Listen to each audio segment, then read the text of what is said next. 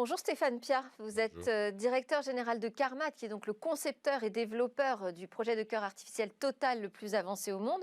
On va déjà expliquer pourquoi on dit Total, un cœur total. Alors total, même si la définition n'est justement pas correcte, parce qu'on ne change pas tout le cœur, donc on se contente, si je peux m'exprimer ainsi, d'enlever les 4 valves du cœur et de couper les oreillettes à leur base. Donc on ne change pas les 4 chambres du cœur, mais les 2 chambres inférieures et les quatre valves. Donc sur 4 chambres, on en change 2, les 2 ventricules. Donc on appelle ça cœur artificiel total, mais en fin de compte, c'est un cœur artificiel, je dirais, partiel. D'accord, mais qui peut se substituer à un cœur Tout à fait. biologique. Donc au niveau fonctionnel, il substitue totalement le cœur. Et il a une autre particularité, c'est que c'est le premier cœur physiologique. Ça veut dire qu'il fonctionne finalement comme un corps vivant, un organe vivant. Alors tout à fait, je pense que la grosse différence avec tous les dispositifs existants aujourd'hui, c'est que déjà on a ajouté l'autorégulation. Donc ça veut dire que notre cœur communique en continu avec le corps humain. Donc le flux sanguin s'adapte aux besoins du corps en continu, chaque demi-milliseconde. Et puis en plus, le niveau d'hémocompatibilité est très élevé par rapport aux autres dispositifs grâce aux avancées, disons, de recherche qu'a effectué Alain Carpentier il y a des années avec la création de la valve chirurgicale, avec l'utilisation des tissus péricardiques bovins. Et alors là, la grande actualité pour vous, c'est l'obtention du marquage CE qui va vous permettre donc de commercialiser ce cœur artificiel dans tous les pays de l'Union européenne, mais aussi de ceux qui acceptent cette certification. Est-ce que le chemin a été long pour l'obtenir, ce marquage CE? Oui, alors c'est comme quand on donne des objectifs aux gens, hein, tout dépend où on place la barre. Donc je pense que d'un point de vue, je dirais, de projet, je pense que 10 à 12 ans, ça dépend quand on pense que le travail a commencé, si c'est en 2008 quand la boîte a été créée, un peu avant quand la recherche a commencé, ou en 2010 quand la boîte a été cotée, mais enfin bon, on va dire que c'est en 2008.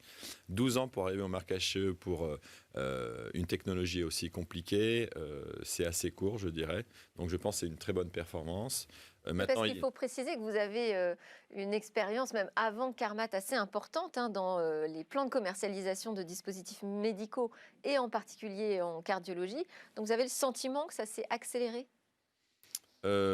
C'est accéléré. La certification, les obtentions de Non, je certification? pense que ça n'a pas changé, ça prend toujours autant de temps. Je pense que pour une valve, en général, c'est un peu moins complexe, hein. Il faut une dizaine d'années du début de la société au marquage CE, le temps de faire les études, de faire toutes les étapes et tout ça nécessaire pour pouvoir développer un dossier.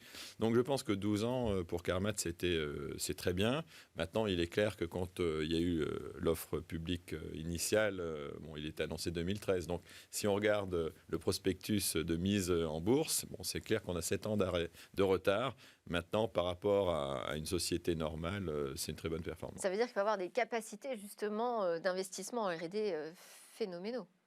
Tout à fait. Depuis le début de Carmat, on a levé en effet 250 millions d'euros. Donc, Alors, combien de personnes sont concernées aujourd'hui en France, en Europe, dans le monde, par le manque de greffons? Parce qu'en fait, c'est ça l'enjeu, c'est véritablement de pallier à l'absence ou en tout cas au manque de greffons disponibles pour les personnes qui sont en insuffisance cardiaque ou dans des situations graves. Oui, tout à fait. Je pense que ça, c'est le problème qu'on a aujourd'hui. C'est un peu comme la Covid. La Covid n'aurait tué quasiment personne il y a 50 ans, quand l'espérance de vie, c'était 60 ans.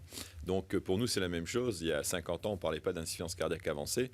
La raison pour laquelle, aujourd'hui, on a des patients de plus en plus nombreux qui souffrent de cette maladie, c'est parce qu'on traite de mieux en mieux les gens. Donc, avec les stents dans les années 2000, on a résolu les maladies coronaires. Donc, on a poussé un peu la barre un peu plus loin. Donc, on a traité après les valves qui vieillissaient. Et Carpentier, d'ailleurs, le professeur Carpentier a contribué au traitement de ces valves avec la valve chirurgicale. Et puis, une fois qu'on traite les valves, c'est l'enveloppe du cœur qui se fatigue. Et donc là, il y a le problème du cœur qui ne bat plus. Et donc, la seule solution, c'est le greffon humain ou un dispositif. Parce que c'est un problème mécanique, donc les médicaments difficilement pourront résoudre ce problème, donc ils pourront aider à passer au mieux cette étape difficile dans la vie d'un patient, qui est en général une phase finale de sa vie, mais en effet, ça c'est un peu le problème, c'est que c'est une population qui croît de plus en plus et de manière exponentielle. Et commercialisation, ça veut dire que vous êtes capable de délivrer un volume assez conséquent de cœurs artificiels? Alors, comme d'habitude, hein, on va commencer avec des niveaux qui sont bas. On va arriver à 10 bientôt par mois.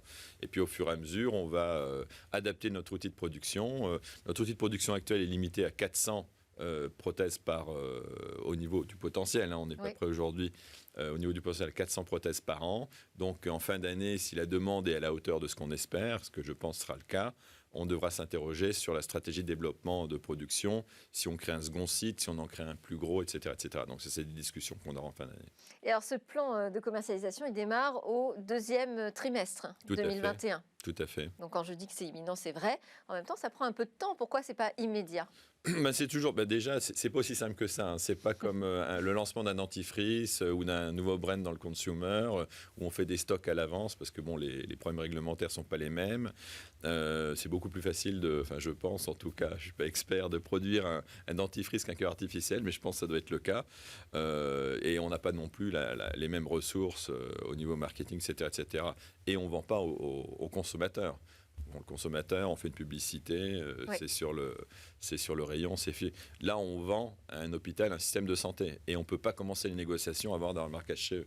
Donc nous, on avait anticipé un peu avec les hôpitaux, mais maintenant qu'on a le marquage CE, les hôpitaux commencent à parler avec les assurances et disent, voilà, il y a un produit qui a eu le marquage CE, on veut l'utiliser, c'est le prix qu'on nous propose, qu'est-ce que vous nous remboursez, etc., etc. Donc les discussions vont commencer maintenant. Et donc vous avez commencé par la France et l'Allemagne. Alors, au niveau commercial, on va travailler sur la France et l'Allemagne qui représentent 55% du potentiel de marché en Europe. Alors, l'Allemagne au niveau commercial, donc on va utiliser le marquage CE pour pouvoir vendre la prothèse. En France, le système est un peu différent d'accès à l'innovation, même s'il y a des améliorations qui sont en cours aujourd'hui pour faciliter cet accès à l'innovation. Mais aujourd'hui, ce n'est pas le cas. Donc, on va faire une étude qui s'appelle Efficace de 52 patients. À l'issue de cette étude, on pourra donner les résultats au gouvernement français ou au ministère de la Santé afin de demander un remboursement. Bon, bah oui, ce serait quand même bien que le cœur artificiel français serve les Français aussi. Merci beaucoup Stéphane Pierre, directeur général de Carmat, pour toutes ces précisions sur le lancement commercial du cœur artificiel le plus avancé au monde, je le rappelle. Nous, c'est l'heure de notre débat sur le numérique et les commerces.